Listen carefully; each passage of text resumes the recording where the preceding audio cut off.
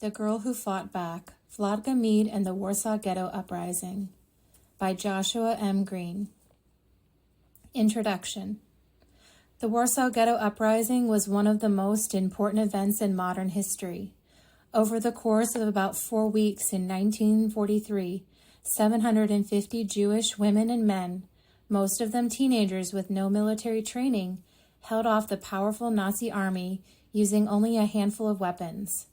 Never in Germany's campaign to conquer Europe and exterminate the Jewish population had their forces encountered such a resistance. But the uprising was also an act of desperation. The young Jewish fighters in the ghetto knew the Nazis were committed to murdering every Jew in Poland. The resistors did not expect to survive. This book tells the story of Vladka Meed, one of the few resistors who did survive the Warsaw Ghetto Uprising. Her story is retold from a variety of sources, including video recordings she made between 1946 and 2012, a memoir she wrote after the end of World War II, and memoirs of other survivors of the uprising, including a video interview with her husband, Ben Meed. Additional historical details have been added for clarity, but the story is completely hers. Read on and be inspired by what one young woman and her friends were able to do against an entire army. World War II. World War II, or the Second World War, lasted from 1939 to 1945. It was by far the deadliest conflict in human history, resulting in the deaths of 70 to 85 million people, including both combatants and civilians. World War II pitted the Allied countries, principally Britain, the Soviet Union, and the United States of America, against the Axis powers, Nazi Germany, Fascist Italy, and Imperial Japan. World War II is generally considered to have begun on September 1st, 1939, when Nazi Germany, under its dictator Adolf Hitler, invaded Poland. 2 days later, Britain and France responded by declaring war on Germany. Within a year, Germany had defeated France and had conquered the Netherlands, Belgium, Luxembourg, Norway, and Denmark. Wherever Germany conquered territory, it targeted local Jewish populations with massacres and deportations to death camps as part of a campaign of genocide now known as the Holocaust. On June 22, 1941, Germany invaded the Soviet Union, today Russia, but it was pushed back by overwhelming Soviet forces and brutal winter conditions.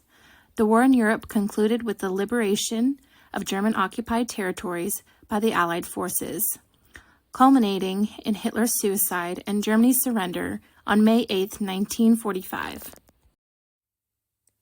Preface. The Warsaw Ghetto was burning. A 10-foot-high brick wall separated the ghetto from the rest of the city. From where she stood on the street outside the ghetto, Vladka could see the buildings consumed by flames. The ghetto had been burning for 6 days now, forcing Jews out of their hiding places in attics and cellars. Vladka saw families huddled together on the ghetto rooftops, cornered by flames.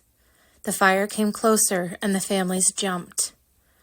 Vladka closed her eyes. She knew those people, the ones who were dying. There came a loud whoosh of gasoline-powered flamethrowers.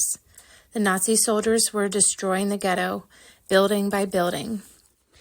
Vladka heard the rat-a-tat-tat of German machine guns as the Nazis murdered everyone who had run out into the streets of the ghetto to escape the burning buildings. It was the Christian holiday of Palm Sunday, and on Vladka's side of the wall, parents were coming out of church services with their children. Not far from where she stood was a merry-go-round. Parents lifted their children up onto the wooden horses and clapped, watching them ride gaily around and around, while a string organ with tall pipes played circus music. The parents knew the ghetto was burning. They could see the same flames Vladka saw leaping into the sky. They could hear the same machine guns and smell the same smoke. They could even feel the intense heat, but they were busy enjoying a spring day with their children and had no time or pity for dying Jews.